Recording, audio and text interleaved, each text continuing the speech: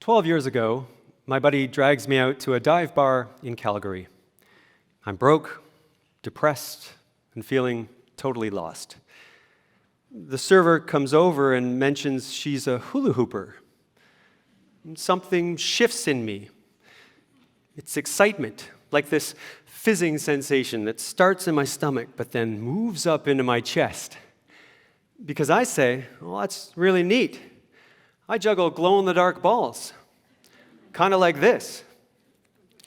And she says, well, there's this really cool circus in town. You should audition. So I do. For 10 years, I perform in more than 100 shows with this circus. I meet one of my best friends in the world and actually get to do fulfilling work that I love, all because of a conversation with a stranger. Now, I wish I could say that joining the circus cured my depression, but of course it wasn't that easy. A few years later, I was still struggling and having suicidal thoughts. So with the support of my therapist, I tried antidepressants, which helped. But I still needed something to get me out of bed in the morning, and I kept going back to that conversation that got me into the circus. I wonder, what would happen if I met a stranger every day for a year? So I do it. For 365 days in a row, I intentionally meet at least one new stranger every day, and this profoundly changes my life. To start, I was meeting people just to occupy my mind, but instead, they totally filled my heart. Meeting strangers saved my life. I gained self-confidence, met a long-term partner, and eventually no longer needed the medication, all because of this journey of human connection. Today, I believe meeting strangers can help us address not only the obvious epidemic of loneliness in the world, but also the more subtle, hidden epidemic of mediocrity, where too many people are living disconnected, unfulfilled lives. Here's the magic I discovered. Something remarkable happens in most conversations between strangers. I call it the information gift exchange. You learn something from them, or they learn something from you. That's how I got into the circus, and that changed everything for me. Take a moment and think about something that excites you, maybe a new app, or a book, or some cool life hack. That piece of information is a gift that you could share to spark or join a conversation. Rejection. Yeah, I was worried about this too. But in my entire year of meeting strangers, rejection almost never happened. Not until day 50. And it turns out that's pretty normal. Studies show that when we do start a conversation, we're welcomed about 9 times out of 10. And sure, that one rejection could still sting, but think about the other 9 that could lead to new friendships, improved social health, or incredible adventures. Because connection lives at the edge of your comfort zone. If we don't step outside that edge, we miss the opportunities, experiences, and people waiting for us. So how do you actually do it? You start small. When you feel the impulse to speak to someone new and you freeze up, you're not broken. You're human.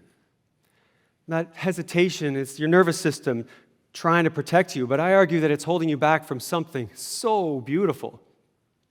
Luckily, there's another voice that you can choose to follow, your curiosity. It's always there, it's a little quiet, but it's whispering. Look closer. Ask a question, right? Curiosity shifts your focus from what should I say to what can I learn? And that shift could change the trajectory of your life. Oh, and by the way, it's not all about you, right? When you reach out to another human being, you might be connecting with someone who's desperately longing for human connection. Recently discovered a concept that captures this beautifully: micro-bravery. Small, intentional acts of courage that push us just a little bit past our comfort zone, but then open the doors to transformation. Here's an example you can try. I've got this rule, right? Every time I see someone wearing glasses that I genuinely like, I tell them. And 100% of the time, I get a smile or a thank you or even a story. So I've heard, I just like bold glasses. Or, I got them because they're funky. Or, I wear them because they make me feel like a superhero, right? That's micro-bravery.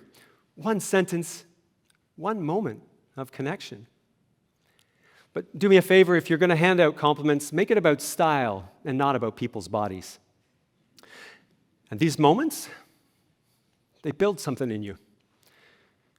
Because I wasn't always able to talk to people. That's me. Back when I was a bullied, insecure, skinny 16-year-old kid, I'm lingering by my locker, staring at these two impossibly cool guys. There's a knot of fear in my stomach, and I'm sweating.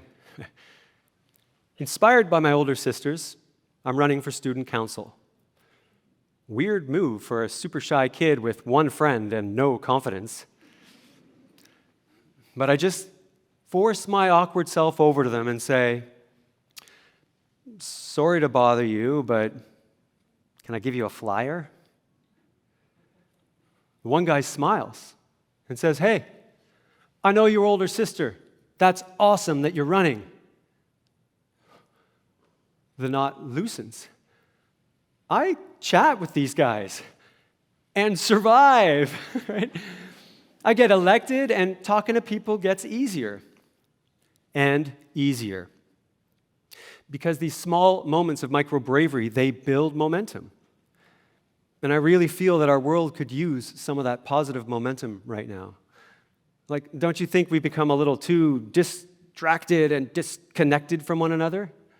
Right? Choosing connection through small acts of micro-bravery or that information gift exchange are powerful ways to push back against the epidemics of loneliness and mediocrity. To start, you don't have to join the circus or hit rock bottom. For me, choosing just to be present and to slow my life down, as well as to look up from my phone and trust my curiosity, led to a more meaningful life. So what about you? Could you talk to a stranger today? Because that one small act might not just change your day. It might change your life.